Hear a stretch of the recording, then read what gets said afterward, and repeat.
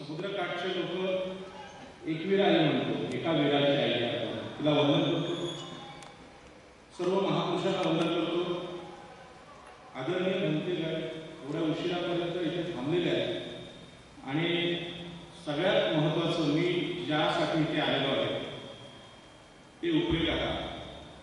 उपरे काकांच्या सोबत मी काम केलं होतं. कोकण प्रांताची जबाबदारी उपरे काकांनी माझ्यावर सोपवली होती. आज देशाच्या नकाशावर तुमचं बीड हे बौद्ध धर्मासाठी उपरे काकांमुळे सगळ्यांना परिचित झाले आणि ही खूप मोठी राष्ट्रीय ओळख आहे. आणि ओबीसीचा एक कार्यकर्ता म्हणून तुमच्या बीड जिल्ह्याने बीड शहराने उपरे काकांच्या निमित्ताने जे काम केलेलं आहे ते काम सगळ्यांना स्फूर्तिदायी असेल. काकांनी आम्हाला जो त्या काळी सल्ला दिला, सहवास दिला, तो इतका मोठा आहे. आज मला उशीर झाल्यामुळे लोक गेली असतील, परंतु आजचा कार्यक्रम हा राष्ट्रीय स्वरूपाचा आहे. म्हणजे 52% लोकसंख्या असलेल्या ओबीसींना बाकी सगळ्या गोष्टी कळतात, राजकीय कळतात, सामाजिक कळतात, परंतु मनातली आणि डोक्यातली गुलामगिरी कशी घडवावी हे समजत नव्हतं. आणि समजलं तरी त्या बाबतीत निर्णय घेणारा नेता लागतो आणि हे नेता म्हणून उपरे काकांनी काम केलेलं आहे. मी खरं म्हणजे आता उपरे काका नाही, पण तुम्ही सगळे उपरे काकाच आहात माझ्यासाठी, म्हणून मी माफी मागतो की खरं म्हणजे उपरे काका असतानाच मला इथे यायला पाहिजे होतं. परंतु तुम्हाला माहिती आहे मुंबईची माणसं त्या सर्कलमध्ये फिरत असतात, ती शक्यतो त्या ह्याच्यातून बाहेर यायला तयार नसतात. परंतु आज उपरे काका नसताना महाराष्ट्रात जी चर्चा चालू आहे त्या चर्चेतून एक लक्षात येतं की पेरलेलं कधीही वाया जात नाही, ते उगवतं. आणि उपरे काकाने जे पेरलेलं आहे ते आम्ही कितीही आमच्या कुठल्या अंतर्मनाने बाह्यमनाने नाकारायचा प्रयत्न केला तरी उपरे काकांचं कार्य इतकं मोठं आहे की माणसाला ते बीडपर्यंत घेऊन येणार. आणि आपल्याला माहित आहे सम्राट अशोकाने 84,000 बुद्ध लेणी कोरली होती, त्यातले बरेचसे अवशेष जमिनीखाली आहेत. परंतु नंतरच्या काळात डॉक्टर बाबासाहेब आंबेडकरांनी धर्मांतर केल्याच्या नंतरच्या काळात ओबीसीसाठी उपरे काकांचं कार्य हे एखाद्या भव्य अशा स्तूपाप्रमाणे लेण्याप्रमाणे. आणि म्हणून तुम्ही आतापर्यंत संयमाने इथपर्यंत थांबला ही अत्यंत मोठी गोष्ट आहे. खरं म्हणजे मी काय वक्ता नाही की तुम्हाला सांगेन काही मार्गदर्शन करेल, मी फक्त ती कृतज्ञता व्यक्त करायला आलो. आज अत्यंत तरुण भंतेगड इथे आहे. उपरे काका जे जीवन जगलेले आहे ते उपरे काकांचं जीवन किती उंचीचं आहे, किती मोठं आहे. हा जो एवढा मोठा बहुजन समाज आहे त्या बहुजन समाजाला ह्या गुलामीतून बाहेर काढायचं असेल तर खरी मुक्ती कोणती, म्हणजे बाबासाहेब आंबेडकरांचं मुक्ती कोण पथे हे पुस्तक आहे. ते मुक्ती कोण पथे हे पुस्तक 30-35 पानांचं आहे आणि 15 रुपये वगैरे त्याची किंमत आहे. मी ज्या नागरी पोलीस समाजातून आलोय, माझे नेते होते आदरणीय ॲडव्होकेट दत्ता पाटील, महाराष्ट्राचे विरोधी पक्ष नेते होते. त्यांची आम्ही मुलाखत घेतली होती आणि ते मुलाखतीत म्हटले होते की मला आवडलेलं सगळ्यात मोठं पुस्तक आहे मुक्ती कोण पथे. मी उपरे काकांचं महत्त्व त्यांच्या निमित्ताने सांगतोय की दत्ता पाटील म्हणाले की मुक्ती कोण पथे माझं आवडतं पुस्तक आहे आणि त्या मुक्ती कोण पथेमध्ये बाबासाहेबांनी सांगितलेलं आहे की इथल्या समस्त मागासवर्गीय आणि समस्त पिचलेल्या शोषित पीडित समाजाला खरी मुक्ती पाहिजे असेल तर भगवान बुद्धांकडे तुम्हाला गेलं पाहिजे. मुक्ती या शब्दाचा अर्थ भारतामध्ये फार वेगळा आहे आणि ते मुक्ती देणारे महाराज वगैरे जे आहेत ते आपल्याला माहित आहे काय अवस्था आहे त्यांची. आसाराम बापूंविषयी तुम्ही पेपरमध्ये पाहिलं असेल, किती समाजाला त्यांनी धडपडवलेलं आहे. आणि असे अनेक महाराज लोक समाजात दिसतात. आणि याच्यामध्ये दत्ता पाटलांनी जी गोष्ट मला सांगितली की आपल्याला मुक्ती कोण पथेकडे जायचं होतं, म्हणजे मागच्या काळात बाबासाहेबांच्या सहवासात घडलेले नेते, ओबीसी नेते आणि मुक्ती कोण पथे जो प्रसंग घडलेला आहे, भाषण आहे, ते सुद्धा अनेक ओबीसी नेते होते. परंतु त्याला विवेक बुद्धीने बाबासाहेबांसोबत बुद्ध धर्माकडे जाण्याचं त्यावेळी धाडस झालं नाही. आणि एक राहिलेलं काम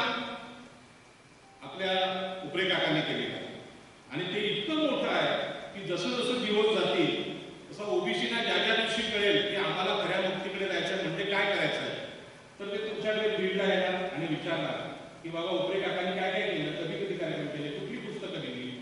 त्यांना प्रचंड महत्व येणार. मला माझ्या ताई खूप गरम होत आहे, नाही खरंच खरी गोष्ट आहे, खूप गरम होत आहे.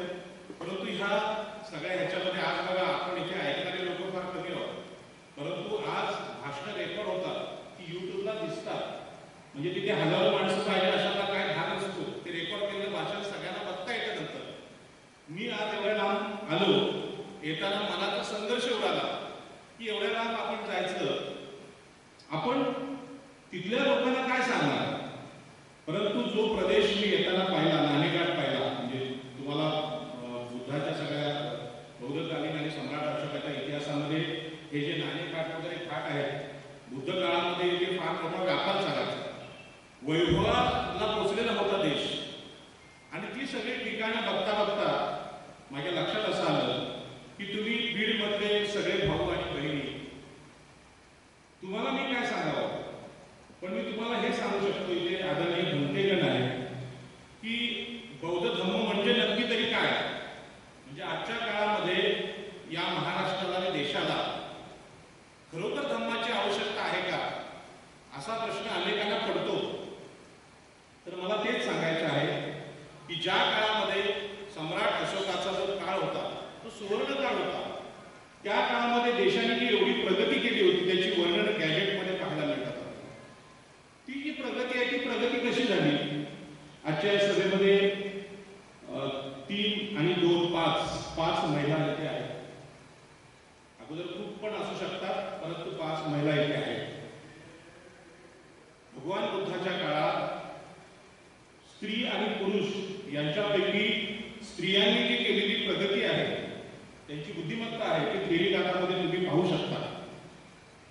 मी ज्या कोलीय वंशातून, आपल्याला माहिती आहे भगवान बुद्धाच्या जन्माच्या वेळेस त्यांच्या वडिलांचा जो वंश आहे तो शाक्य आणि आईकडचा कोलीय. आम्ही लोक मच्छीमार लोक, कोळी लोक, समुद्रावरचे लोक. आमच्याकडे तथागत गौतम बुद्धांच्या काळात जे संस्कार होते ते संस्कार आम्ही आता मुद्दामून सांगतो. कारण बाबासाहेब आंबेडकरांनी धर्मांतर करत असताना आपल्या लोकांना या चुकीच्या सगळ्या प्रथा परंपरातून बाहेर काढण्यासाठी जे काय सांगितलं आणि जी क्रांती त्यावेळी 1956 साली झाली, तशाच प्रकारचा निर्णय उपरे काकांनी सुद्धा घेतला होता. परंतु आपल्या किती लोकांना कळला हा मोठा प्रश्न. आणि म्हणून त्या काळामध्ये, बुद्धाच्या काळामध्ये आपल्या देशात सुवर्ण काळ होता. म्हणजे काय, सगळ्यात महत्वाचं म्हणजे त्यामध्ये स्त्री पुरुष समता होती. स्त्रियांना कुठल्याही बाबतीत पुरुषांपेक्षा कमी लेखलं जात नव्हतं. आज ती एक स्थिती राहिलेली नाही. आज तुम्ही इकडे येताना मी पाथर्डी नावाचं गाव बघितलं आणि मग त्या पाथर्डी गावच्या पेपरमधल्या बातम्या तुम्हाला सांगायला नको काय काय लागलेलं आहे. नगर जिल्ह्यातून आम्ही आलो. नगर जिल्ह्यातल्या ज्या घटना आहेत ते स्त्रियांच्या अत्याचाराच्या घटना आहेत, मागासवर्गीयांच्या अत्याचाराच्या घटना आहेत. म्हणजे आज या स्थितीला आम्ही गेलेलो आहोत. आणि म्हणून मी महिलांसाठी काही गोष्टी सांगेन की उपरे काकाने आम्हाला जो विचार दिला तो विचार ओबीसीच्या सगळ्या जातींसाठी अत्यंत महत्वाचा आहे, परंतु या देशातल्या सर्वच नागरिकांसाठी तो अत्यंत महत्वाचा आहे. आणि म्हणून बाबासाहेब आंबेडकरांनी जे आम्हाला संविधान दिलं ते संविधान देत असताना बाबासाहेबांनी बुद्ध धर्माचा जो अभ्यास केलेला आहे त्याचा परिणाम संविधानावर मोठ्या प्रमाणात झालेला आहे. आणि त्याच्यामध्ये स्त्रियांच्या बाबतीत बाबासाहेबांनी जो निर्णय घेतला की स्त्री आणि पुरुष यांच्यामध्ये कुठलाही भेद आम्ही करणार नाही. हिंदू कोड बिल त्यासाठी दिलेली आहे. पण हिंदू कोड बिल येत असताना बाबासाहेबांच्या मनात धर्माचा जो संस्कार आहे तो अत्यंत महत्वाचा आहे. आणि मी काही गोष्टी अभिमानाने सांगेन की अशा प्रकारच्या बऱ्याचशा गोष्टी बहुजन समाजामध्ये चांगल्या स्थितीत अजून पाहायला मिळतात आणि तो एक आपला तिथपर्यंत जाण्याचा दुवा आहे. आणि म्हणून या सगळ्या 84,000 बौद्ध लेण्या ज्या आहेत आपल्या देशात बांधलेल्या, त्याच्यामध्ये अनेक शिलालेख आहेत, अनेक संस्कार आहेत, सम्राट अशोकाने लिहिलेले शिलालेख आहेत आणि त्यामध्ये धम्माला काय काय अपेक्षित होते ह्या अशा बऱ्याचशा गोष्टी आहेत. आणि म्हणून या गोष्टींमध्ये जे सत्य लपलेलं आहे ते जपणं, ते बाहेर काढणं आपलं काम आहे. आणि म्हणून मागच्या काळात आता आलेल्या मंत्र्यांनी मला सांगितलं की आमच्याकडे नवी मुंबई विमानतळ जिथे होतोय त्या विमानतळाच्या बरोबर मध्ये केरू माता बौद्ध लेण्या होत्या आणि केरू माता बौद्ध लेण्या तुम्ही नाव वाचलं असेल केरू माता. अनेक लोकांना असं वाटतं की आम्ही आता बाबासाहेबांनी सांगितल्यानंतर देवी देवता मानत नाही, परंतु त्या काळात भिक्खुनी संघ हा फार बलवान होता. म्हणजे स्त्रियांना धम्मामध्ये भिक्खुनी होण्याचं अरंत होण्याचा मान भगवान बुद्धांनी दिला होता. जगातले सगळे धर्म स्त्रियांना धर्मगुरू होऊ देत नव्हते, परंतु भगवान बुद्धांनी असा मान दिला होता. आणि म्हणूनच ह्या ज्या सगळ्या आमच्या कोकणातल्या तुम्ही लेण्यांमध्ये गेला तर केलू माता आहे, जीवदानी माता आहे, त्या बौद्ध लेण्या आहेत. एकविरा कारवाला जी लेणी आहे, आम्ही तिथे आई एकविरा म्हणून जातो आणि आई एकविरा जात असताना तिथे बौद्ध लेण्याच आहे. त्या लेण्यांमधला जो विचार आहे तो विचार अजूनही स्पष्ट केला जात नाही. आणि या लेण्यांमधला मला कळलेला विषय मी तुम्हाला सांगतो की एकविरा आई ही एका वीराची आई अशा प्रकारची व्याख्या आम्ही त्याची केली. आदरणीय मंत्रीगणांना मी स्मरून सांगेन की आपल्याला माहित आहे की 2000 वर्षापूर्वी वीर या शब्दाची व्याख्या अशी होती की हातात एकही शस्त्र न घेता, दुसऱ्याला न मारता, हिंसा न करता जग प्रेमाने टिकणारा माणूस. आणि म्हणून भगवान महावीरांना वीर म्हटलेलं त्या काळात आणि गौतम बुद्धांना सुद्धा वीर म्हटलेलं आहे. आणि त्याच्यामध्ये तुम्ही पाहिलं धीरव्रतामध्ये तर ती महाप्रजापती गौतम बुद्धांना म्हणते की तुम्ही महान वीर आहात, महान शासक आहात. स्त्रियांना जे दिलेलं स्थान आहे हे मुंबई परिसरात तुम्ही कधी या सगळेजण तेव्हा तुम्हाला मी दाखवून देईन. आज बीडमध्ये मी अभिमानाने सांगेन की महाराष्ट्रामध्ये हुंडा प्रथा बऱ्याच ठिकाणी आहे, मोठ्या प्रमाणात आहे. आरची आणि पैशाचा चित्रपट तुम्ही पाहिला असेल, आंतरराष्ट्रीय लग्नाला सुद्धा खूप ठिकाणी विरोध होतो. परंतु मुंबई परिसरामध्ये आम्ही ज्या समाजात राहतो त्या समाजातल्या स्त्रिया लग्नामध्ये हुंडा घेत नाहीत. त्या कारण्याला एकमेकांना जातात, पण स्त्रिया किती बलवान असू शकतात. परवा अंधेरी नाव मुंबईचा अंधेरीचा भाग आहे, तिथे आमचं एक मार्केट आहे, मासळी मार्केट. त्यामध्ये 5000 महिला एकत्र आल्या आणि त्या 5000 महिलांनी फार शिकलेल्या नाही, 10वीच्या पलीकडे शिक्षण नाही, पण त्या महिलांनी सांगितलं की मुंबईची जमीन ही आमची जमीन आहे. आणि ते राज्यपालांसमोर सांगितलं. मुंबईच्या महिला मार्केटमध्ये सकाळी पहाटे 3 वाजता जातात, मासे विकतात, खरेदी करतात. त्या काही पीएचडी केलेल्या महिला नाही, पूर्ण अर्थव्यवस्था मुंबईची सांभाळतात.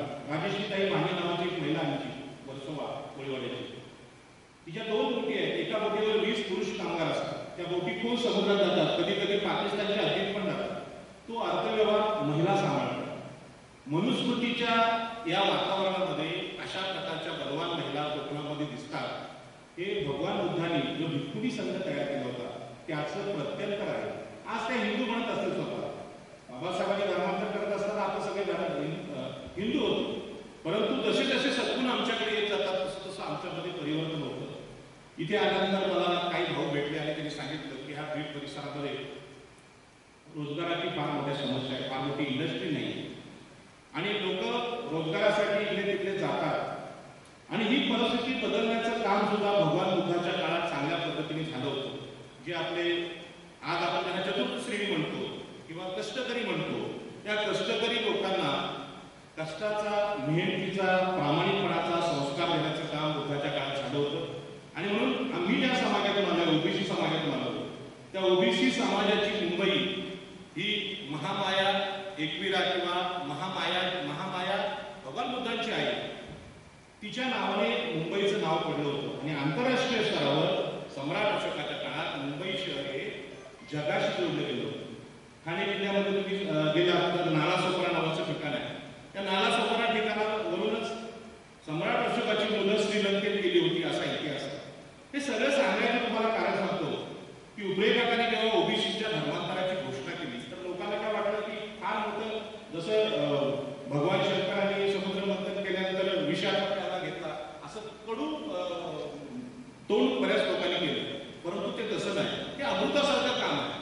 आणि म्हणून आज श्रीलंकेत जो धम्म दिसतोय तो संघमित्र आणि महेंद्र यांना नालासोपाऱ्यातून श्रीलंकेला नेण्याचं काम हे टोपी घालणाऱ्या तिथल्या मच्छीमार बांधवांनी केलं. ही टोपी म्हणजे मच्छीमारांची टोपी आहे, सागरपुत्रांची टोपी आहे. ओबीसीना जसं जसं ओबीसी आता चिंतन करतील की बौद्ध धर्म म्हणजे काय, तर बौद्ध धर्म म्हणजे एक प्रतिक्रिया आहे 56 साली बाबासाहेबांनी दिलेली. इथल्या मनुस्मृतीने आम्हाला स्त्रियांना गुलाम केलं होतं, ओबीसीना गुलाम केलं होतं, सगळ्यांना गुलाम केलं होतं आणि गुलामी नष्ट करायची असेल तर भगवान बुद्धांकडे गेलं पाहिजे. परंतु हे वाक्य इतकं कठीण आणि अवजड होऊन बसलंय की साध्या साध्या गोष्टी आम्हाला समजत नाही. आणि म्हणून आमच्या घरातल्या स्त्रियांना आमच्या इतकाच आम्ही अधिकार देणं, जसा भिक्खुनी संघ भगवान बुद्धांनी काढला आणि सांगितलं की पुरुष आमचे बनते जर अर्थ होऊ शकतात तर स्त्रिया सुद्धा होऊ शकतात. अशा प्रकारचा समतेचा विचार त्या काळात दिला गेला. आता संविधानामध्ये हा जो विषय आहे की संविधानामध्ये स्त्रियांना समान अधिकार दिले, हिंदू कोडविलामध्ये दिले, परंतु भावाला आणि बहिणीला समान हिस्सा संपत्तीमध्ये आज मिळतो. वकील साहेबांना माहिती आहे प्रत्यक्ष कोण तो देतो का, कोण बहिणीचा हक्क सोडपत्र घेतात की तुला काही प्रॉपर्टी नको असं लिहून दे, ती आता प्रॉपर्टी वंशाची दिव्याची आहे. ही जी मनुस्मृती आहे हे घराघरात आज पाहायला मिळते. आणि म्हणून महिलांना संपत्तीचे अधिकार असतील, समानतेचे अधिकार असतील. दोन आदिवासी महिला आणि पुरुष कामाला जात असतील तर पुरुषाचा मजुरी वेगळी आहे आणि महिलेची मजुरी वेगळी आहे. ही जी विषमता आम्ही पाहतोय ती विषमता म्हणजे आजच्या काळातली मनुस्मृती आहे. आणि म्हणून समतेपर्यंत तुम्हाला यायचं असेल, संविधानातल्या समतेपर्यंत यायचं असेल तर मनातला धार्मिक विचार आहे तो बदलला पाहिजे. आणि मनातला धार्मिक विचार आजही गणतेजी मनुस्मृतीचाच लोकांमध्ये आहे. अनेक मंदिरांमध्ये स्त्रियांनी जायचं नाही, शनी मंदिरामध्ये महिलांनी जायचं नाही, अशा प्रकारचं मध्ये स्टेटमेंट आलं होतं. अनेक जयंती असतात, दत्तगुरूंची जयंती असते, जन्मोत्सव असतो, त्यामध्ये महिलांनी जायचं नाही गाभाऱ्यामध्ये, कारण महिला गेल्यानंतर देव अपवित्र होईल. अशा प्रकारची आज प्रचलित गोष्ट आहे. सगळ्या डोक्यावर घेऊन सगळे समाज, सगळे धर्मगुरू ज्याला म्हणतात. दक्षिणेमध्ये तुम्हाला ते प्रकरण माहित आहे, पाळी आलेल्या महिलांनी मंदिरात जायचं नाही, ती अपवित्र आहे. अशा प्रकारची मनुस्मृती सगळ्या समाजामध्ये. मग ही जी मनुस्मृती आहे ही धर्मसंस्कार म्हणून आहे. आणि म्हणून भगवान बुद्धांकडे जाणं म्हणजे काय फार वेगळं काम आम्ही करतोय किंवा काहीतरी भयानक असं पातक करतोय अशातला भाग नाही. भारतीय संविधानाला अपेक्षित असलेली समता आणायची असेल तर स्त्रियांना ज्या ज्या कारणामुळे कमी लेखलं जातंय त्याला पर्याय देणं गरजेचं आहे. आणि म्हणून उपरे काकांनी जे केलेलं काम आहे महाराष्ट्रात आणि देशात, अनेक लोक बोलतात हा आमका नेता पुरोगामी आहे, तमका नेता पुरोगामी आहे. पुरोगामी आहे म्हणजे काय? महाराष्ट्राची मुख्यमंत्री आजही महिला होऊ शकत नाही, त्यासाठी संघर्ष झालाय. राज्य तर पुरोगामी फुले शाहू आंबेडकरांचं नाव सांगतात, पण कुठली स्त्री मुख्यमंत्री होऊ शकते का? बोलू तरी शकते का? एखादी स्त्री बोलली की महाराष्ट्राची मुख्यमंत्री होणार की त्याला अनेक गोष्टी येतात. खरं म्हणजे ह्या अभिमानाच्या गोष्टी आहेत. 70 वर्षानंतर आम्ही महाराष्ट्राला महिला मुख्यमंत्री देऊ शकत नाही. 70 वर्षानंतर अनेक मंदिरांमध्ये आमच्या महिला जात नाहीत. आणि म्हणून या सगळ्या प्रश्नांचं उत्तर होतं भगवान बुद्धांनी सांगितलेला धर्म, ज्यामध्ये स्त्रियांना समान अधिकार दिलेला आहे, तो संविधानाच्या बरोबर असला पाहिजे. आणि म्हणून हा निर्णय आदरणीय उपरे काकांनी घेतला. परंतु त्या निर्णयाचे अर्थ अनेक ओबीसी नेत्यांना सांगता आले नाही, समजावता आले नाही. आणि म्हणून आज ओबीसी समोर हा प्रश्न आहे, स्त्रियांसमोर प्रश्न आहे की लोकशाहीला 70, 72, 74 वर्ष होऊन गेली, परंतु स्त्री पुरुष समता आमच्या देशात आलेली नाही. अजूनही स्त्री भ्रूण हत्या होतात. आता परवा एक डॉक्टरचे ते प्रकरण, स्त्री भ्रूण हत्येसाठी मशिनरी वापरल्या होत्या. म्हणजे पोटामध्ये मुलगी असेल तर सोनोग्राफीने चेक करायचं. विज्ञानाचा उपयोग काय करायचा की पोटातल्या मुलीला मारण्यासाठी करायची.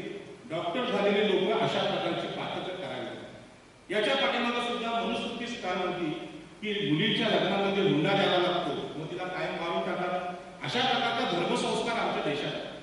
आता त्या डॉक्टरला शिक्षा होईल, डॉक्टरला पकडलं जाईल, पण कुठलाही समाजशास्त्रज्ञ असं म्हणणार नाही की त्या डॉक्टरने जो गुन्हा केला मुलीला मारायचा त्याचं खरं कारण आहे मनुस्मृती.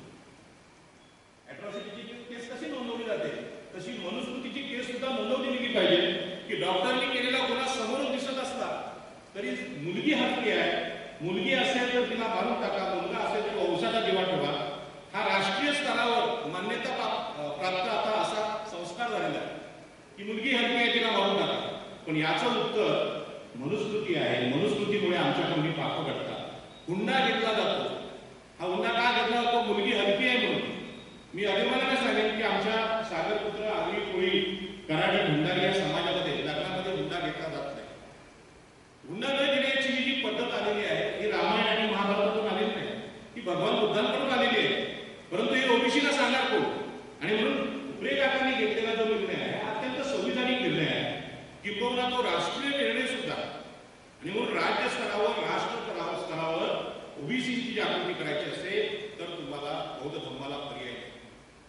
ओबीसीच्या आरक्षणाचा प्रश्न आलेला आहे.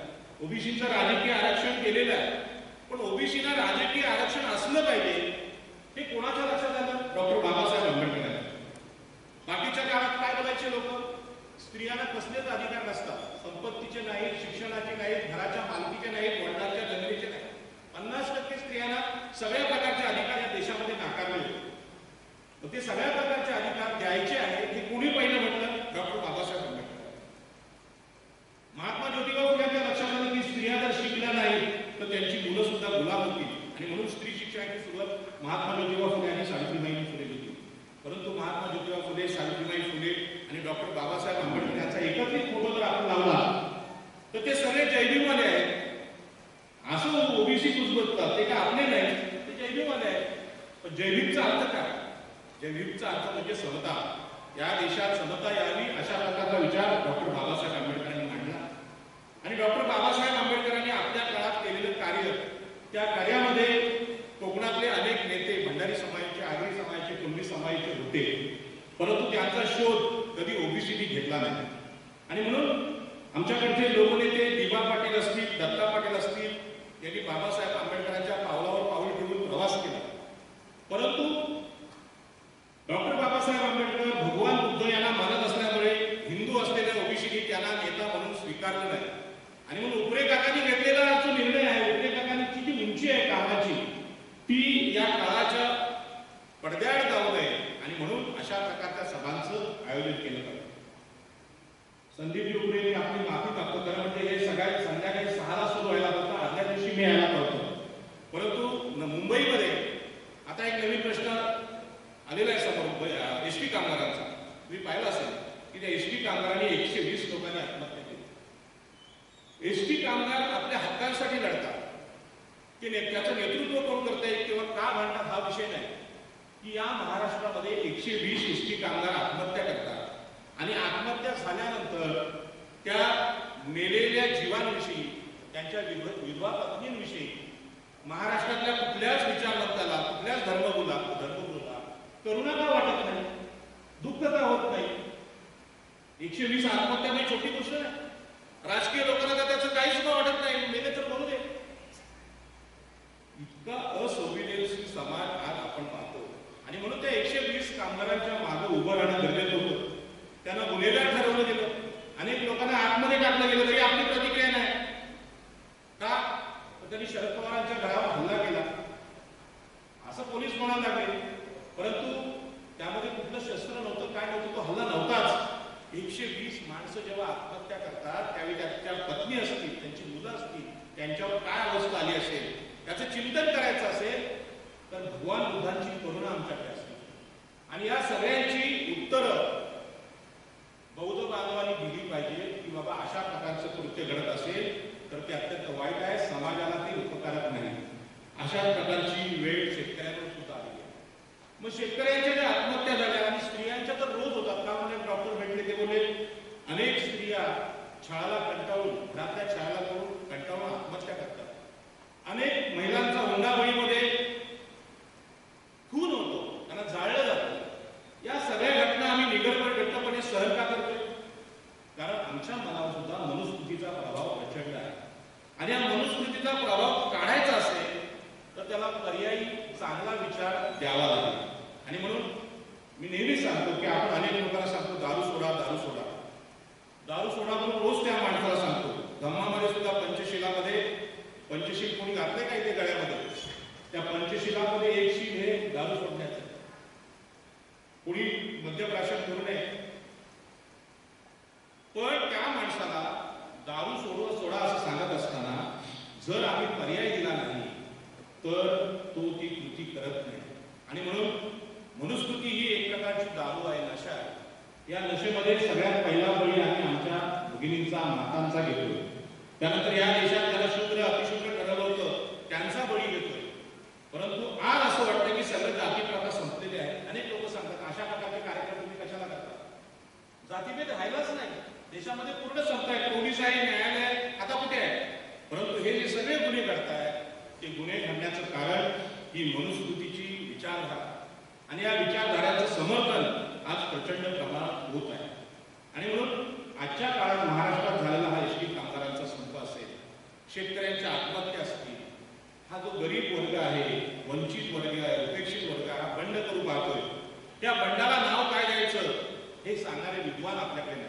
आणि म्हणून उपरे काकांनी महाराष्ट्रामध्ये ओबीसीना जागा करण्याचा प्रयत्न केला. ओबीसीना राजकीय आरक्षण पाहिजे, ते राजकीय आरक्षण गेलेलं आहे.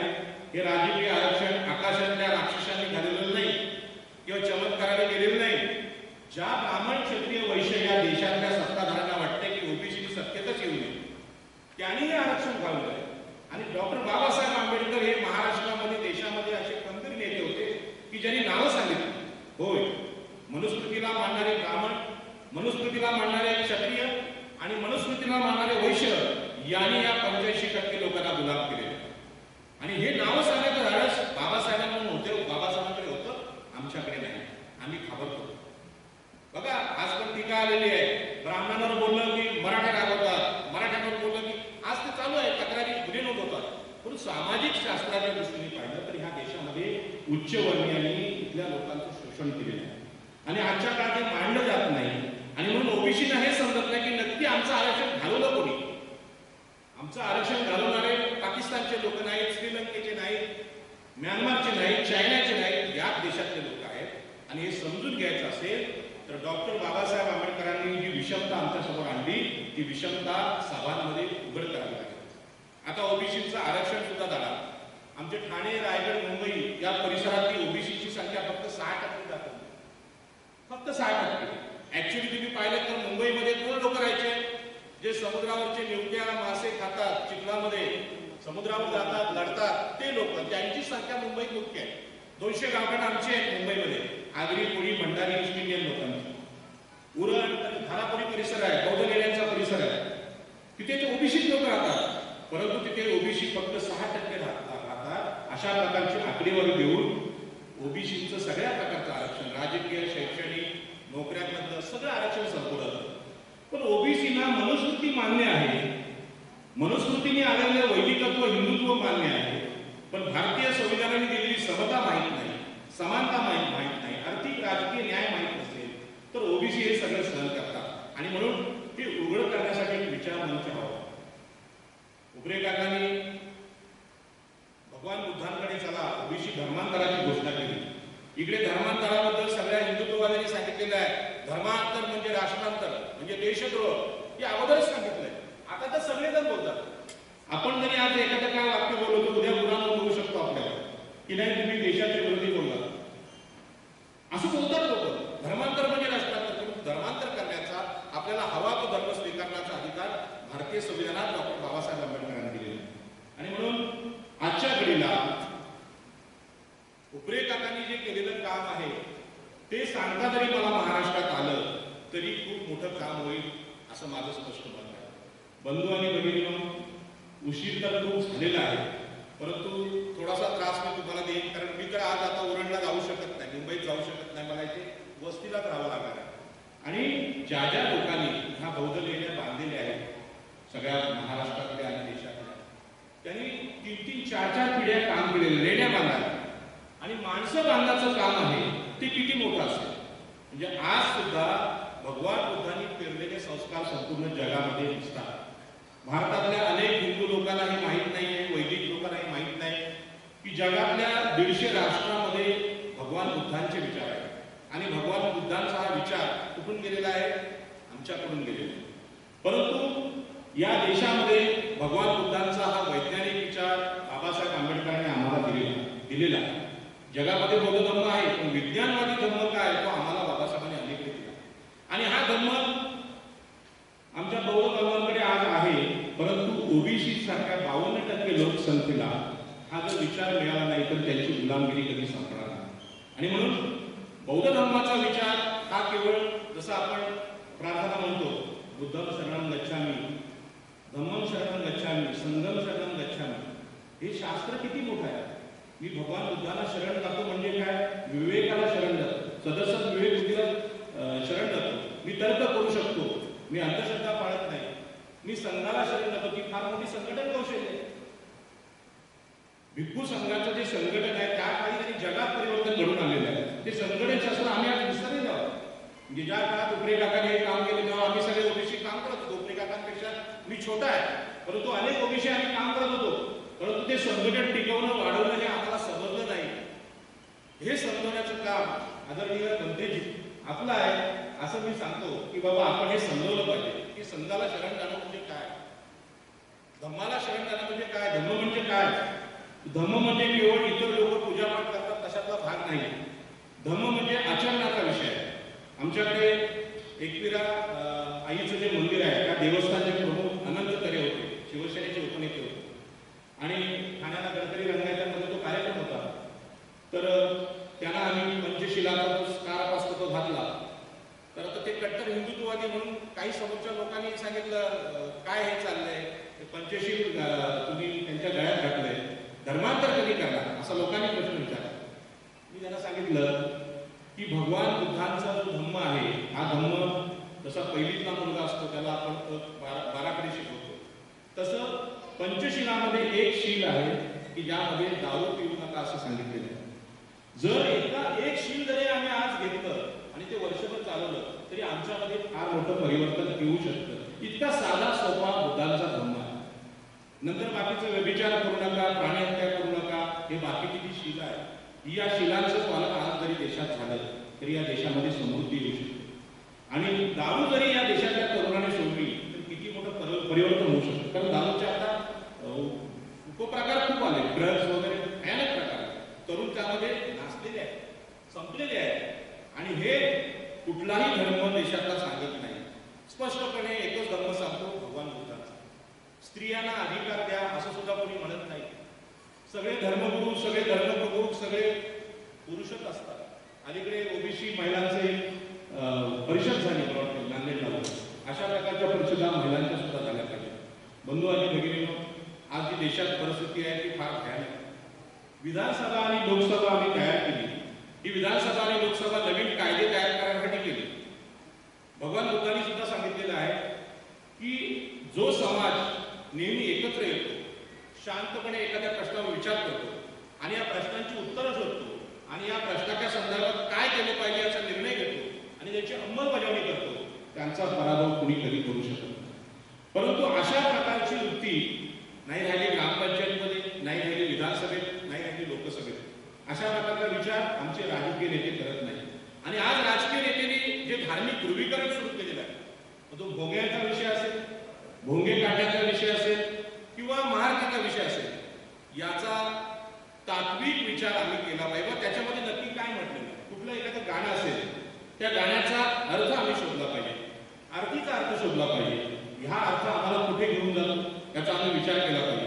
हा विचार करण्याची पद्धत कुठेच राहिली नाही. याच्याविषयी चर्चा कुठे होत नाही. याच्याविषयी चर्चा कोणी केलं तर त्यांना मारलं जातं, दंगली उचलतात. परंतु भारतामध्ये आज परिस्थिती अशी आहे की अशी अपेक्षा होती की ज्यावेळी भोंग्यांचा विषय आला त्यावेळी भारतामध्ये हिंदू मुस्लिम दंगली होती अशी अपेक्षा राजकीय नेत्यांना होती. परंतु ह्या दंगली आपल्या देशात झाल्या नाही. याचं कारण सांगतो. उपरे काकांसारखे लोक जे प्रबोधन करतात त्या प्रबोधनाचं डायरेक्ट फळ कोणी पोलीस लिहून देत नाही किंवा एखाद्या एनजीओ सर्टिफिकेट देत नाही की तुम्ही केलेल्या कामामुळे समाजातली दुही भांडणं ही संपलेली आहेत असं कोणी देत नाही. पण हे सत्य आहे. जो जो अशा प्रकारचं काम करतो त्याचे परिणाम आपल्याला मिळतात. आणि म्हणून माझ्यासारखे तरुण असलेले बंतीजी आज जे काम करतात, हे बंतीजी म्हणजे काय बाकीचे साधू संन्यासी आहेत तशातला भाग नाही. ते जीवन म्हणजे लोकांना शिकवतात, जीवन कसं जगावं हे शिकवतात. आणि जीवन कसं जगावं शिकवण्यासाठी उपरे काकांनी फार मोठं काम ओबीसीसाठी केलेलं आहे. आणि म्हणून ओबीसीला हे कधी मान्यच नव्हतं. मी जेव्हा माझ्या नेत्याला विचारलं दत्ता पाटलांना, दादा तुमचं आवडतं पुस्तक कुठलं, तेव्हा मुक्तिकोण पते, आता ओबीसीला मुक्तिकोण पते पुस्तक देणार कोण? बौद्ध बांधव देऊ शकतो. आणि जेव्हा त्या दिवशी पुस्तक वाचतील, ओबीसी मध्ये आमदार आणि खासदार ते वाचतील, तेव्हा त्यांच्या लक्षात येईल की आम्ही लोकसभेत गेलो, राज्यसभेत गेलो, विधानसभेत गेलो तरी ही जी राजकीय सत्ता आहे याच्यापेक्षा आपल्या डोक्यात असलेली जी गुलामगिरी आहे ती घालवण्याचा जो मार्ग आहे डॉक्टर बाबासाहेब आंबेडकरांनी सांगितलेला तो अंतिम मार्ग आहे. परंतु ओबीसीना हे कोणी सांगायला तयार नव्हतं. आणि म्हणून उपरे काकांनी जे धाडस केलं की ओबीसीनो तुम्हाला खऱ्या अर्थाने विज्ञानवादी व्हायचं असेल तर तुम्हाला भगवान बुद्धांशिवाय पर्याय नाही. मी एक तुम्हाला उदाहरण देतो की नवीन गाडी जेव्हा एखादा ओबीसी माणूस घेतो त्यावेळी तो काय करतो, गाडी घेतो आणि शिर्डीला येतो. शिर्डीला ओबीसी पूजा करतो, हार वगैरे घालतो, लिंबू टाकतो, नारळ फोडतो आणि काय सांगतो की माझ्या गाडीला व्यवस्थित राहू दे, कुठलाही अपघात होऊ नये. परंतु ती गाडी तयार झाली ही विज्ञानवादाने झाली, कुठल्या ईश्वराने केलेली नाही. म्हणजे साईबाबाने पण नाही दिली आणि कुठल्या चमत्कारिक देवाने नाही दिली, ती माणसाच्या प्रयत्नातून घडलेली ती संशोधन आहे. मग त्याची पूजन कशासाठी हा मोठा प्रश्न आहे. बरं, त्याच्या पलीकडे जाऊन त्यामध्ये ऍक्सिडेंट होऊ नये असं वाटत असेल तर कोणीतरी त्या गाडीच्या समोर कुठल्या तरी देवाची मूर्ती ठेवतो आणि सांगतो की ही आता मूर्ती ठेवल्यावर माझ्या गाडीचा ऍक्सिडेंट होणार नाही, अशी त्याची श्रद्धा असते. परंतु शिर्डीला जातानाच खूप मोठे ऍक्सिडेंट झालेले आपण ऐकतो. ते अपघात का होतात, त्याला इंजिनाचे जे कारण आहेतच, तर सगळ्यात महत्वाचं या इंजिनाचं नियंत्रण ज्यांच्याकडे आहे तो आपला माणूस आहे, तुम्ही आणि मी. मी जर त्यावेळी दारू प्यायलेला असेल तर निश्चितपणे माझा अपघात होणार. मी खूप जागरण केलेलं असेल, माझी झोप पूर्ण झाली असेल तर ती मी मरणार, ऍक्सिडेंटमध्ये मरणार, हे सरळ गोष्ट आहे. मग हा जो विज्ञानवाद आहे, हा निसर्गवाद आहे, हा भगवान बुद्धांनी सांगितलं. आणि म्हणून हा निसर्गापर्यंत जाण्याचं काम शाळेमध्ये सुद्धा होत नाही. शाळेमध्ये जे शिक्षण मिळतंय ते सुद्धा दुसऱ्यावर, चमत्कारिक ईश्वरावर, आकाशात असलेल्या स्वर्गावर अवलंबून राहण्याचं काम केलं जातं. जसं आम्हाला शाळेमध्ये शिकवायचे, तुझ्या श्वासे पान हलते, स्पर्शे तुझ्या फुल बोलते, तेज झाडावर गगनही झुलते, रविचंद्राचा तू निर्माता, शरण तुला भगवंता मेरे शरण. ईश्वराला शरण करण्याची ती प्रार्थना आहे. परंतु आपल्याला माहिती आहे जगामध्ये तर्कबुद्धीने, विज्ञानवादाने शोध लागले ते देवाच्या अवकाशाच्या पलीकडे होते. म्हणजे देवाने जी श्रद्धा सांगितली होती ती आकाशाच्या पलीकडे होती. आणि म्हणून ह्या ज्या साध्या साध्या गोष्टी आहेत, त्या साध्या साध्या गोष्टी विद्यार्थ्यांना सुद्धा सांगितल्या जात नाही. आणि म्हणून जगातल्या सगळ्या विद्यापीठांमध्ये 130, 120, 150 आमचा नंबर लागतो. कारण आम्ही कधी संशोधनाच्या जातच नाही. आणि संशोधनाचा सगळ्यात मार्ग भगवान बुद्धांनी सांगितला. आणि संशोधनाचा मार्ग जर या बहुसंख्य ओबीसींना जर कळला तर आमचे सगळे दुःखाचे जे प्रकार आहेत ते नष्ट होतील, असं माझं स्पष्ट मत आहे. आणि हे मी जे सांगतोय ते केवळ पुस्तकात वाचलेलं नाही किंवा ग्रंथांमध्ये लिहिलेलं नाही. वयाच्या 35व्या वर्षानंतर बाबासाहेब आंबेडकर मी वाचले, भगवान बुद्ध मी वाचले आणि त्यानंतर माझ्या लक्षात आलं की ज्या डॉक्टर बाबासाहेब आंबेडकरांनी असा परंपरागत धर्म, परंपरागत चमत्कार, आत्मा, स्वर्ग हे नाकारले आणि तरी सुद्धा एवढं मोठं शिक्षण घेऊन भारतीय संविधान दिलं आणि व्यक्तिगत संसारिक जीवनात सुद्धा चांगली प्रगती साधली. मुंबईमध्ये राजगृह नावाचा बंगला बांधला. आपल्याला आपण कितीही जरी वैचारिक प्रगती केली तरी वाटतं की बंगला असला पाहिजे, काही बरोबर आहे नाही, गाडी असली पाहिजे. आणि हे सगळी पराक्रम बाबासाहेब आंबेडकरांनी आपल्या जीवनात केले. ओबीसी जेव्हा बाबासाहेब आंबेडकर वाचतील तेव्हा निश्चितपणे ह्या गोष्टी त्यांना कळतील. मला वयाच्या 35व्या वर्षानंतर या गोष्टी कळल्या आणि त्याला कारण डॉक्टर बाबासाहेब आंबेडकर आणि भगवान. आणि हा जो मार्ग आहे हा उपयोजकांनी ओबीसीला द्यायचा प्रयत्न केलेला आहे. याचे अर्थ आपल्याला समजावे लागतील. मी तुम्हाला अभिमानाने सांगेन की कोकणामध्ये डॉक्टर बाबासाहेब आंबेडकरांनी कृती विरोधी चळवळ केली. तुमच्याकडे सावकारी आहेत ते मला माहिती आहे. बीडमध्ये आमच्याकडे सावकारी होते, सगळ्या जमिनी सावकाराच्या ताब्यात होत्या आणि आपण त्यांच्या शेतामध्ये जाऊन काम करायचं.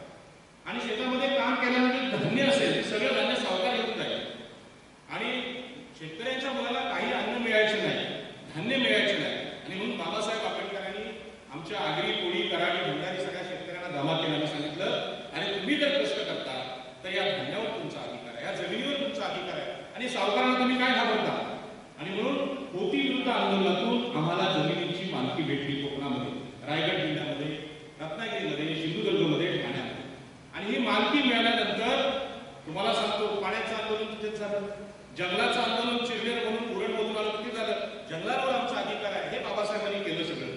आणि हे बाबासाहेबांनी केल्यानंतर तुम्हाला सांगतो हे कायदे लोकांपर्यंत जाऊ नये, लोकांनी त्यांचे फायदे घेऊ नये. तुम्हाला सुद्धा तुमच्याकडे जमिनीच्या अशा खूप समस्या असतील, रोजगाराच्या समस्या असतील, तिकडे लोकांनी जाऊ नये यासाठी कोकणामध्ये फार मोठे संप्रदाय वगैरे आहेत. मी ज्या रेवदंड्यातून आलेलो आहे ते रेवदंड्याच्या एका महाराजाचा फोटो सगळ्या हायवेला दिसतो. तुम्ही पाहिलं असेल नाना धर्माधिकाऱ्यांचं त्यांचं श्रद्धांजली आणि सगळ्या लोकांनी फुलं वाहिलेली ते रेवदंड्याचे, म्हणजे माझ्या गावाचे. त्याच गावामध्ये बाबासाहेब आंबेडकरांनी जमीन हक्काची चळवळ चालवली आणि कोकणामध्ये पांडुरंग शास्त्री आठवले स्वाध्याय परिवाराचे त्यांनी सुद्धा फार मोठं काम उभं केलं. पण ही सगळी कामं आहेत ओबीसीनी जमीन हक्क, शिक्षण हक्क, जंगल हक्क, पाणी हक्क मागू नये तर आकाशातली मुक्ती मागावी यासाठी प्रतिक्रिया म्हणून निर्माण झाली. गावोगावी त्यांनी प्रवचन दिली. आज इथे महिला आहेत, परंतु आपल्या देशामध्ये गुलामी करणारे जे महाराज आहेत की दर रविवारी महिलांच्या बैठका घेतात, पुरुषांच्या बैठका घेतात, परंतु सातत्यपूर्ण वैचारिक कार्यक्रम आपल्याकडून आज होत नाही. उपरे काका जेव्हा काम करत होते त्यावेळी मला पण असं वाटायचं काकांच्या बरोबर लोकांना जागा करण्यासाठी आम्ही गेलो, परंतु आपल्याला आपली पहिलीच पिढी आर्थिक बाबतीत आता कुठे प्रगती करते, नोकरी करते, मग अशा परिस्थितीमध्ये आम्ही संसार सोडून लोकांना जागा करण्याचं काम करावं का असा प्रश्न पडतो. म्हणून आज या सभेमध्ये माझ्यासमोर आदरणीय भंतेगड आहे, त्यांच्या चेहऱ्याकडे पाहिलं त्यांचं वय लक्षात येतं. त्यांनी जो निर्णय घेतला आहे तो निर्णय छोटा निर्णय नाही. त्यांचे आई वडील किती महान असतात की त्यांना सांगितलं की नाही हो, त्या समाजाला जागर करणं हे सुद्धा गरजेचं आहे. बाबासाहेब आंबेडकरांनी आपलं आयुष्य दिलं, भगवान बुद्धाच्या काळात भिक्खू संघाने दिलं, सम्राट अशोकानी, संघमित्रा आणि महेंद्र ही दोन सक्की मुलं धम्मासाठी दिली. आज एखादा आमदार असेल तर त्याच्या पोराला वाटतं की माझा मुलगा नगरसेवक असेल तर त्याला वाटतं आमदार झाला पाहिजे. परंतु अशा प्रकारचं समाज बदलण्यासाठी आम्ही काम केलं पाहिजे, हे याच देशात घडलं होतं. आणि म्हणून जगामध्ये ज्याला आज म्हणतात की नाही पंतप्रधान आम्ही सगळ्यांचे गुरु झालो पाहिजे, म्हणजे जगातला सगळा गुरु आणि बलवान देश आमचा झाला पाहिजे. ते बलवान आणि गुरु करायचं असेल, देशाला करायचं असेल तर सम्राट अशोकाने जे काम केलं श्रीलंकेत जाऊन त्यांच्या मुलाला पाठवलं, तशा प्रकारचं काम केल्याशिवाय परिवर्तन होणार नाही, चमत्काराने होणार नाही. आणि म्हणून यासाठी खूप मोठं योगदान देण्याची गरज आहे. रात्र खूप झालेली आहे, पण मी एक सांगतो, उपरे काकांकडून दुरून पाहताना उपरे काकांनी अनेक सभा केल्या एकत्र. ते मला सांगायचे पाटील साहेब हे करा ते करा, पण त्या काळामध्ये आपल्याला मोह असतो संसाराचा की मी संसार करू की काका तुमच्याकडे या चांगल्या कामाला लागू, असा मोह होतो. आता त्यांचा मुलगा करू नये, त्याच्यासमोर सुद्धा प्रश्न येऊ शकतो की नक्की काय करायचं. परंतु धम्म अशी गोष्ट आहे की तुम्ही चांगलं जर आचरण केलं, तुम्ही चांगलं काम केलं, लोकांचं भलं केलं, तर तुमच्याकडे आपोआप ते पुण्य किंवा चांगलं काम चालत येतं. जर तुम्ही वाईट केलं तर ते पाप सुद्धा तुमच्याकडे तुम्हाला शोधत कुठेही गेला तरी येतं. चांगल्या कामाचं एक फळ मिळतंच. आणि म्हणून तुम्ही उशिरा इथे थांबला, तुम्ही मनातून बोलत असा काय पाटील साहेब स्वतःच लेट आले आणि आता आमचं सगळं जेवण आणि रात्र खराब करायला लागलं. असं जेवण आणि रात्र अनेक लोकांनी तुम्ही खराब केली. बाबासाहेब आंबेडकर तर माझ्या अंदाजाने बघा, मी काही लोक बघतो आता 4 वाजेपर्यंत जातात, 3 वाजेपर्यंत जातात अशी माणसं मी बघतो. बाबासाहेब आंबेडकर कधी झोपले असतील हा प्रश्न आहे. ते जर एवढे जागे नसते, झोपले नसते तर देशामध्ये जो काय आज परिवर्तन थोड्या प्रमाणात दिसतोय तो दिसला नसता. आणि मी ओबीसी समाजाचा, आगरी समाजाचा अध्यक्ष म्हणून सांगतो की बाबासाहेब आंबेडकरांनी जे काम या देशामध्ये केलं, त्यामध्ये बौद्ध समाज नावाचा या देशातला धर्मांतरानंतर जो समाज तयार झाला, त्या समाजामध्ये IAS, IPS, अनेक वन अधिकारी, अनेक पोलीस अधिकारी आज तयार झाले. ज्योतिषाला पण ते कळलं नसतं कुठल्या की भारतामध्ये असं परिवर्तन घडणार आहे. आणि बाबासाहेबांनी ते करून दाखवलं. तुमच्यामध्ये अनेक लोक आज प्रगतीपथावर आहेत. ओबीसीच्या जातीला सुद्धा हे कळलं पाहिजे की प्रगतीच्या मार्गावर जायचं असेल तर बाबासाहेबांनी जो मार्ग दिला त्या मार्गाने जावं. बाबासाहेबांचा हा मार्ग लोक कसा स्वीकारतात? शिक्षण, आरक्षण, राजकीय आरक्षण सगळं घेतात. ते भेटलंच पाहिजे, ते संविधानाने दिलेलं आहे, ते भेटलं पाहिजे. परंतु खरी मुक्ती आहे की डोक्यातली मनुस्मृतीची मुक्ती, गुलामी आहे. त्या गुलामीला पर्याय देणारी मुक्ती कोण पते ही बाबासाहेबांनी सांगितली होती, ती आम्ही स्वीकारणार का? मला माहिती आहे हे भाषण युट्यूबवर आहे, हे युट्यूबवरचं भाषण कोकणामध्ये पण पाहिलं जाणार आहे. जरी बीडमध्ये होते तरी कोकणामध्ये सगळीकडे पाहिलं जाणार आहे. आणि अशा प्रकारच्या बंड करणाऱ्या माणसाला फार कौतुकाचे आशीर्वाद किंवा पुरस्कार मिळत नाही. उपरे काका त्यासाठी बरं आहे. म्हणून आज आम्ही सांगतो की उपरे काकांनी जे केलेले विचार आहेत ते ओबीसीसाठी आदर्श विचार आहेत. राजकीय गुलामगिरी आमच्या लोकांना समजत नाही. ज्या राजकीय पक्षांचे नेते आहेत ते ब्राह्मण, क्षत्रिय, वैश्य, मनुस्मृतीने सांगितलेल्या विचारांचेच आहेत आणि म्हणून इथे समता येत नाही. विषमता दिसते सगळ्या ठिकाणी. परंतु याच्या पलीकडे जाऊन आम्ही राजकारण केलं पाहिजे. मागासवर्गीयांचा या देशामध्ये 52% ओबीसीचा, SC STचा एक राजकीय पक्ष असला पाहिजे आणि त्या पक्षाने विधानसभेमध्ये लोककल्याणकारी निर्णय घेतले पाहिजे. हे करण्यासाठी सुद्धा बुद्ध आणि धम्म हवा, त्याशिवाय ते विषय येऊ शकत नाही. आणि म्हणून मी महिलांना खास करून सांगेन की विवाहाचं सुद्धा स्वातंत्र्य आज महिलांना नाही. आपल्याला आवडलेला मुलगा मला करायचा आहे हे सुद्धा अधिकार आपल्या देशात आज मिळत नाही. आणि म्हणून आमच्याकडचं एक गाणं सांगतो तुम्हाला, मी कंटाळा असा, काळा असो गोरा असो रेतीवाला नवरा पाहिजे असं आमच्या वसईची म्हणजे जातपात महत्वाची नाही, तर मला सुखी करेल का? मी अनेक लोकांना सांगितले की बाबासाहेबांनी केलं ते फार अवघड होतं त्या काळात, उपरे काकांनी केलं ते सुद्धा अवघड होतं. मग अशा परिस्थितीमध्ये छोटे छोटे नमुने, छोटे छोटे उपाय आम्हाला सुचवावे लागतील की ज्या उपायांनी ओबीसींना मुक्तीचा मार्ग कळेल. आणि म्हणून असे अनेक उदाहरणं आहेत. आमच्याकडे आगरी कोळ्यांचे लग्न लागतात, ते लग्न लावण्याचं काम महिला करतात. आता बौद्ध धर्मामध्ये सुद्धा धर्मांतर झालेल्या काही महिला लग्न लावण्याचं काम करतात. बरोबर आहे, महिला पण करतात. महिलांना धार्मिक अधिकार देण्याचं काम या देशामध्ये आजही होत नाही. आणि म्हणून ही गुलामगिरी सगळ्याकडे दिसते, सगळीकडे दिसते. त्याचं समर्थन काही विधानसभेत, लोकसभेत गेलेल्या महिला सुद्धा करायला लागल्या. आणि हे अत्यंत वाईट, हा धोकादायक आहे. आणि म्हणून विधानसभेत गेलेले, राज्यसभेत गेलेले जे आपले नेते आहेत, याला सुद्धा ही जाणीव करून द्यायला लागेल की डॉक्टर बाबासाहेब आंबेडकरांनी ज्या पद्धतीने आम्हाला संविधान दिले, ज्या पद्धतीने आम्हाला एससी एसटी ओबीसी आरक्षणाचे नियम बनवून दिले, ज्या पद्धतीने समता दिली, आमच्यासाठी आर्थिक फंड दिला, पण या सगळ्यांचं मूळ होतं बाबासाहेब आंबेडकरांच्या डोक्यात असलेला बुद्धांचा धम्म.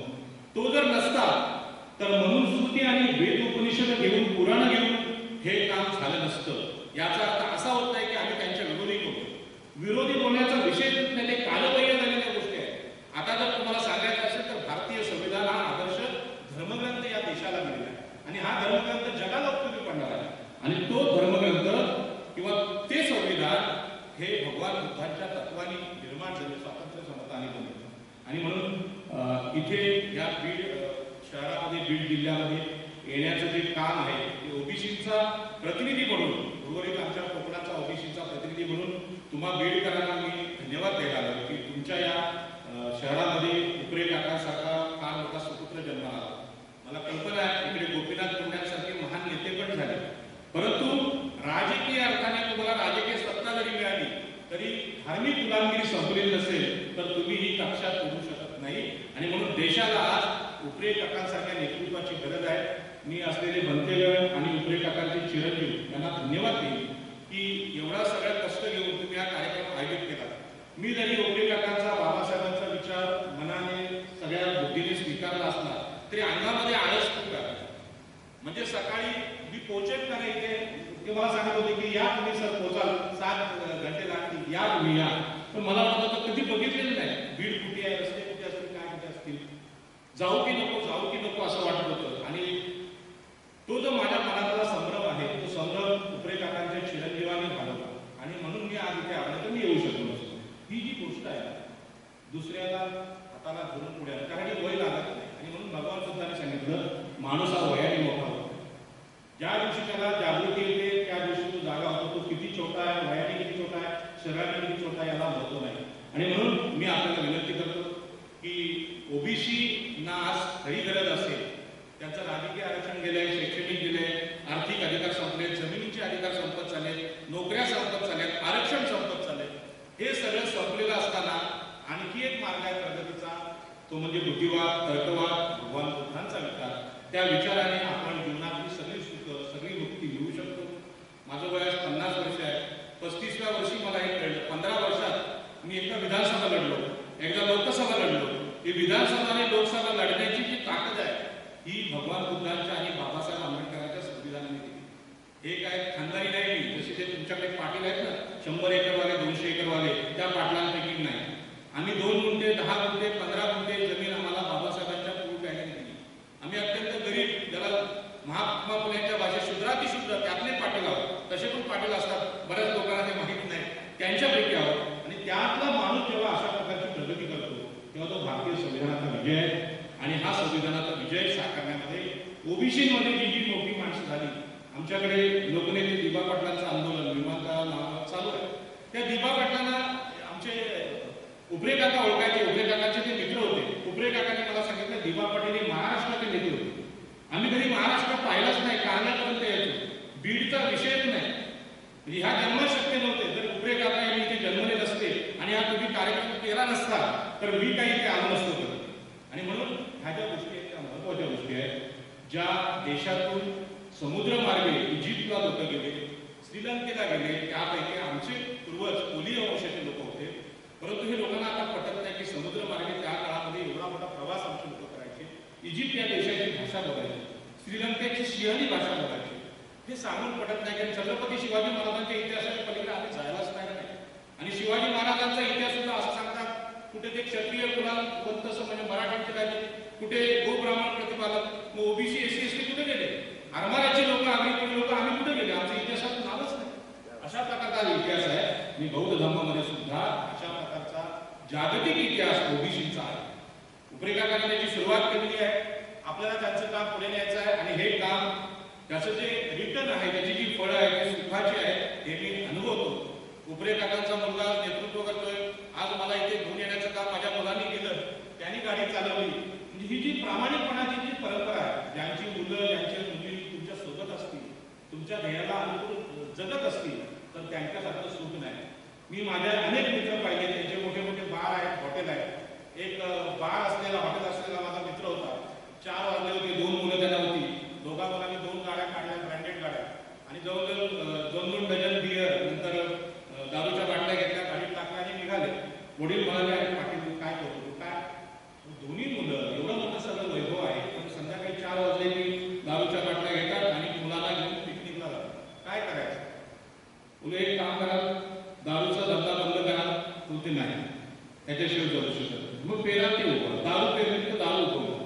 आणि भगवान बुद्धाने सांगितलं, हे चांगलं पेरलं, पंचशील स्वतःच्या जीवनात पेरलं, अष्टशील पेरलं, मैत्री पेरली तर मैत्री उभी. आणि म्हणून ही मच्छीमारांची, कोळी वंशाची, महामायेची टोपी ही आमच्याकडे मच्छीमार समाजाचे लोक करतात. तिथे पाण्यात गारवा असतो, थंडी वाजून म्हणून घालतात. ही टोपी आम्ही मागच्या काळामध्ये बाळासाहेब आंबेडकरांच्या डोक्यात घातली, कल्याणचे सगळे ओवेसीच्या डोक्यात घातली. त्यावेळी माझे समाजाने मला विचारलं की आपली ही हिंदूंची टोपी त्यांच्या काळात का घातली? म्हणून हिंदू म्हणजे काय? आम्ही तर इजिप्तला जायचो, श्रीलंकेत जायचो, सगळ्या जगाशी व्यापार करायचो. सम्राट अशोकाच्या काळात आम्ही जगाशी मैत्री करत होतो.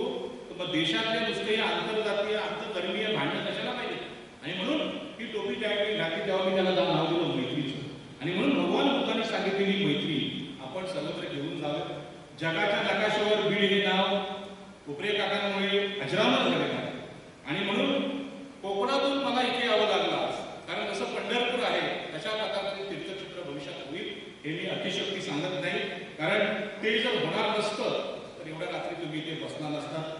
आणि उपरेकाकांचे चिरंजीवाने एवढे कष्ट घेऊन, एवढ्या नम्रपणे, त्यांच्या आणखी 2-3 कोणतरी मित्र आहेत, ते मला फोन करतात, कुठेही त्रास जाणवला नाही. लोक संध्याकाळी 6 वाजता आली होती, लोक परत गेली, पण चिडलं नाही कोणी माझ्यावर.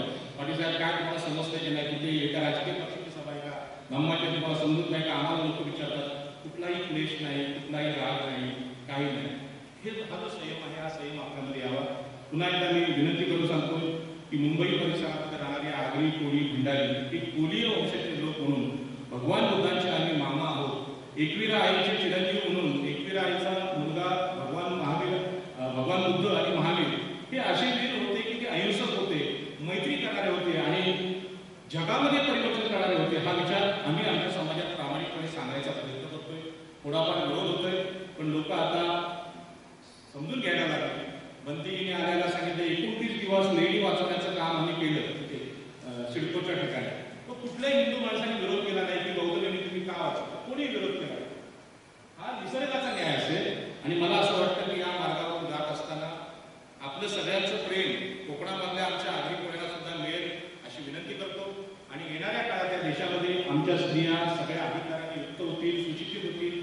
जी आमची महिला निडरपणे मुंबईच्या मच्छी मार्केटमध्ये मच्छी विकू शकते, पोलिसांना घाबरत नाही, तशा प्रकारच्या निडर मुली या देशामध्ये निर्माण व्हाव्यात, देशाच्या सत्तेत जाव्यात, देशाच्या प्रशासनामध्ये जाव्यात. आणि 50% लोकसंख्येचा गुलाम केलेला, मनुस्मृतीने गुलाम केलेला भाग, एससी एसटी ओबीसीचा भाग 85% आम्ही आहोत. या सगळ्याला जर मुक्ती पाहिजे असेल तर भगवान बुद्धाच्या धम्माशिवाय पर्याय नाही, असं जे मी या भाषणाला नाव दिलं ते सत्य आहे. खरं म्हणजे या एका छोट्याशा भाषणात या सगळ्या प्रश्नांची उत्तरं देता येत नाही.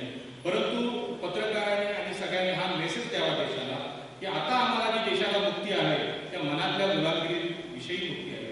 आम्हाला आमची जी बौद्धिक गुलामगिरी आहे, आमचे लोक गुलाम झाले, शास्त्रज्ञ गुलाम झाले, शिक्षक गुलाम झाले, आमदार गुलाम झाले. हनुमान जयंती आणि महामार्गी म्हणण्याचा अर्थ काय हा तर कळला काय, सांगितलं काय कोणी? खासदार लोक जर रस्त्यावरून हे जर अशी स्तोत्र म्हणायला लागले तर त्याला अर्थ काय? मग तुम्ही संविधानातल्या काही गोष्टी सांगा. संविधानाची जी सुरुवातीची प्रास्ताविक आहे ती वाचून दाखवावी आमदार खासदारांनी. कुठला पत्रकार तर स्टेटमेंट देत नाही, कोणी काय बोलत नाही. एवढंच बोलतात की बाबा हनुमान चालीसा म्हटलं तर राजद्रोह होतो का? राजद्रोह तर काहीच होत नाही, मच्छर सुद्धा मरत नाही. जे का सांगत नाही हा माझा प्रश्न आहे. आणि म्हणून अशा स्थितीमध्ये बौद्ध म्हणजे बुद्धिमान, बौद्ध म्हणजे विवेकवादी, बौद्ध म्हणजे तर्कनिष्ठ हा विषय घेऊन आपण बोललं पाहिजे, कोणाला घाबरता कामा नाही. आणि असे किती जरी गुन्हे दाखल झाले तरी संविधानाने त्याला उत्तर दिलेले आहे. लोकांच्या उपकारक हा विषय आपण बोलला पाहिजे, त्याविषयी कोणाची घाबराचं कारण नाही. म्हणून या देशाला राष्ट्रीय स्तरावर ओबीसी धर्मांतराचा जो विषय आहे तो लोकांनी जरी किती बदनाम केला असेल तर धर्मांतर म्हणजे प्रामाणिक होणं, धर्मांतर म्हणजे गुढी होणं, धर्मांतर म्हणजे दारू न पिणं, धर्मांतर म्हणजे हुंडा न घेणं, धर्मांतर म्हणजे घरातल्या स्त्रियांना अधिकार देणं, सन्मान देणं, अशा प्रकारचा विषय साधा सोपा विषय आहे, तो फार कठीण विषय नाही. हे बोलणं माझं खूप अधिक झालेलं आहे, मी आपली क्षमा मागतो, मी संपवतो. आपल्यापैकी कोणाला चर्चा करायची असेल तर मी आज इथे वस्तीला आहे, आमच्या बंधुरी इथे राहायची सोय केली, आपण चर्चा करू. कारण बीडमधला माणूस आणि समुद्रकाठचा सागरपुत्र यांची भेट होणं फार अवघड होतं. तर आम्ही एक पाय समुद्रात असतो, एक पाय जमिनीवर असतो आणि थोडासा वेगळा विषय आहे तो. तर तुम्हाला काही जाणून घ्यायचं असेल तर ती पण चर्चा करायला तयार आहे. मी ताईंना आणि भगिनींना पण सांगेन की खरोखर आमच्याकडच्या ज्या महिला आहेत मुंबईच्या, सगळं घर महिला चालवतात. मासे विकतात, समुद्रावर पुरुष जातो, 15-15 दिवसांनी येतो. त्या 15 दिवसात कुठल्याही पुरुषाला मुंबईत आलेला मुस्लिम, ख्रिश्चन, यहुदी, अरब कोणी असेल विनय भंग करायची कोणाची हिंमत नाही मुंबईतल्या महिलांची. त्याला उभे चिरण्याची ताकद त्या महिलांमध्ये आहे. आणि ही मनुष्यत्वाची ताकद नाही, ही भगवान बुद्धांनी केलेल्या मातृसत्ताक विचारांची ताकद आहे. आपण सुद्धा यावर चर्चा घडावी. तुम्ही आमच्याकडे येऊन कोळीवाड्याचे सर्वे करू शकता की अशा प्रकारच्या बलवान महिला तिथे आहेत आणि दुसरीकडे अत्याचाराला पडणाऱ्या बळी पडणाऱ्या महिला आहेत. आणि म्हणून याचं समन्वय आपण साधला पाहिजे. आपण मला बीडला बोलवलं तसं मी तुम्हाला आमच्या मुंबईत आणि उरणमध्ये बोलवेन, तुम्ही तिथे आलं पाहिजे. तुम्ही बघता नव्हतोच, आज वक्तृत्व किंवा भाषण द्यायला मी आलोच नाही, ते फक्त मनोगत व्यक्त केलं. आपल्यामध्ये बंधुभावाचे भाव निर्माण झाले पाहिजेत. आणि हा आगरी कोळी समाज कोण आहे? दिबा पाटलांचं नाव तिथे विमानतळ द्यायचं आमच्याकडे मोठं आंदोलन होते. हे आंदोलन बाळासाहेब ठाकरेंचं नाव नाकारण्यासाठी होते. ही जी क्रांती आहे की ओबीसी नेत्याचं नाव विमानतळाला लागलं पाहिजे, आंतरराष्ट्रीय विमानतळाला लागलं पाहिजे, ही नवी मुंबईत क्रांती होते. उद्या तुमच्या इकडे बीडमध्ये होणार आहे, इथे विमानतळ होते का उपरे काकांचं नाव तिथे येणार आहे, कारण उपरे काका कोण आहे ते ओबीसीना कळणार आहे. आणि ते महाराष्ट्रात सांगण्याचं काम आपण करूया. जय हिंद, जय महाराष्ट्र, जय भीम.